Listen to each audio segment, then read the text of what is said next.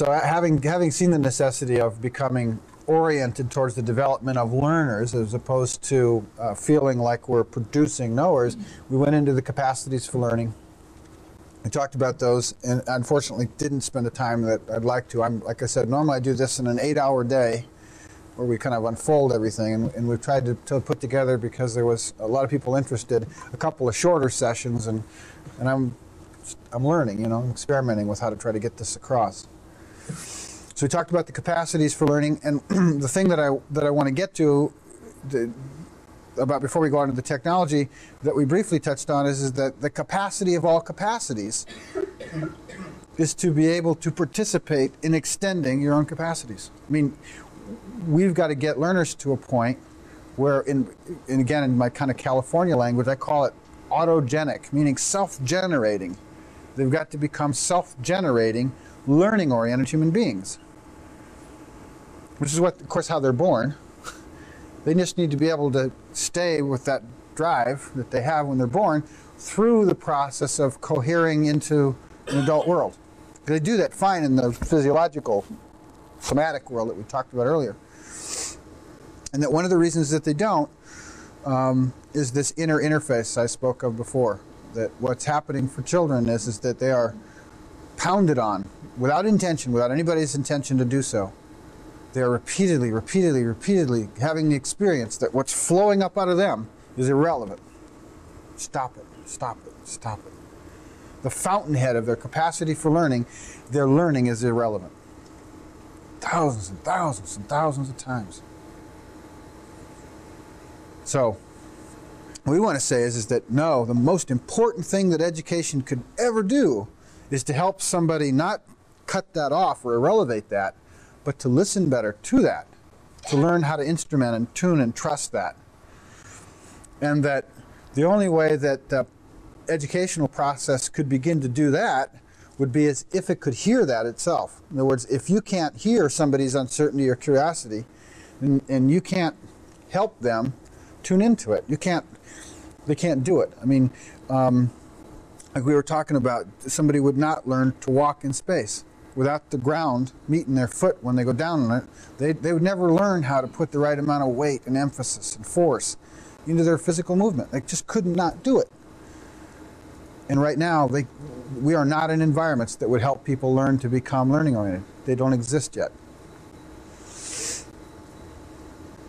And that what we're saying is, we go back to the kind of capacities and cycle of engagement conversation we had, was that an environment that could respond to somebody's meaning needs would be the qualities of environment that we're talking about, would have the characters we're talking about. In other words, that as learners are flowing along, it would be at the points where they started to feel themselves drop out, what I described before, that's when they'd have to be able to learn how to use themselves differently, when they're starting to drop.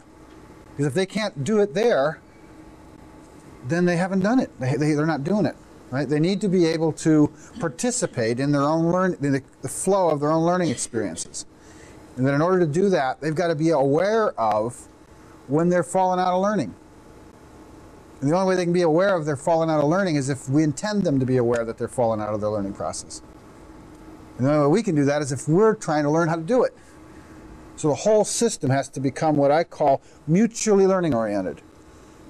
And to the extent that it's not, then again, it's a bunch of people with torpedoes, and there's no human contact to the level that's necessary to make this thing happen.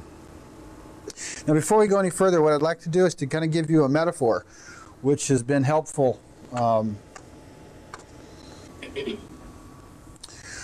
What I want to suggest is that there are many different levels in which we need to create this kind of response environment I've been describing.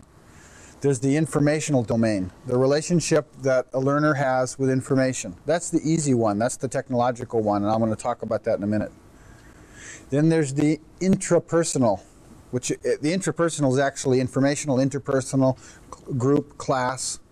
Intrapersonal meaning my experience of myself internally. And then there's interpersonal, how it is that I'm interrelating with you, right? And then there's how it is I'm relating in a small group, in a collaborative environment. And then there's how is it I'm relating in the large class.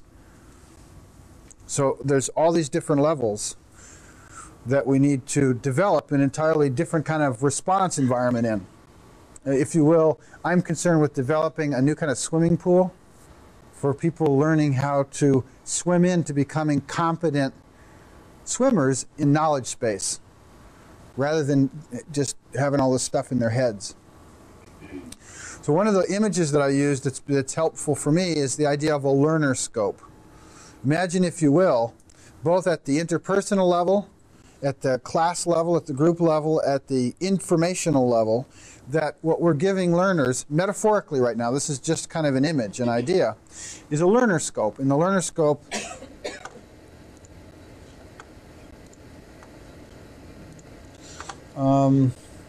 like a microscope. I don't know, I guess you can see that okay. You know how microscopes have these different lenses on them? So imagine, if you will, that at any given time, whatever the teacher intends or the curriculum intends right now as a kind of learning objective, and we can challenge that in our conversations in a while, but imagine that that's a slide in this kind of metaphoric learner scope. Now, when they put this into the learner scope, when the learner puts this into a learner scope, that there's a ring of lenses. And the lenses allow them to look at what's meant on that slide in a myriad of different ways. So they might look at it from a standpoint of a poem, or a story, or the laws, the scientific laws, or the process of proof, or the process of how is this practically relevant to, you know, the way that the world works. In other words, that with respect to anything that was put before a learner, that this learner scope, metaphorically, would allow them to spin through different ways to come home to understanding whatever this was. And they might say that there's a series of different levels of rings to this, different lenses. Some lenses deal with what we call representations, which, if you're familiar with learning style theory or frames of intelligence or any of these things, one of the things that you're constantly coming up to is the notion of representation. That there is whatever something means to you, and then there's a whole bunch of ways that it can be represented. More concrete, more abstract, more metaphoric, more story, which is on the metaphoric track, right? In fact, there's a number of people that have worked this out. It's kind of based on learning style theory, originates with some of Jung's archetypes and stuff from way back. And a number of people have worked on it. And you might say that there are concrete people that want to have access to things according to kind of the bang, bang, bang, this is the way it is in the world level. There's the scientific or empirical, who want to understand, not just be informed, who need to kind of understand the underlying laws or principles involved. And then there's the more, what I call conductive, where they want to be taken for a ride a little bit. They want to move through a story or a poem. And then there's the hands-on, the manipulative. And then for each one of these, there's a whole bunch of other lenses. So if you will, imagine that every time we intend anything of a learner to learn something, what we've done is we've given them this, I'll use the word crystal ball for a moment. You know those balls that have all the different facets on them? Hundreds of different little facets on them? They spin in the light, and the light goes off all over the place. Imagine that at the core of that, we can put whatever kind of learning objective we wanted in the middle of that ball. Right? And that the learners could take this ball and spin it and find one of the facets that made what was in the middle clear for them, whatever it might be. And that on the right way, once they got it to generally clear, they may find as they were reading that, or they were tuning into or watching the video or listening to somebody's sound, that as they were moving into the core of it, that they encountered something that caused them to be uncertain. They weren't clear on. In which case, they could spin the ball another way and then look at whatever it was that was a problem and travel into it. So this one ball, if you will, which is at the core of this learner scope, they could manipulate and come home with whatever it was that you intended. So that's kind of the metaphor of a learner scope, and the key that I want to draw attention to is that the way that the system works is not by knowing anything about the system, but rather by the learner saying what they're not getting.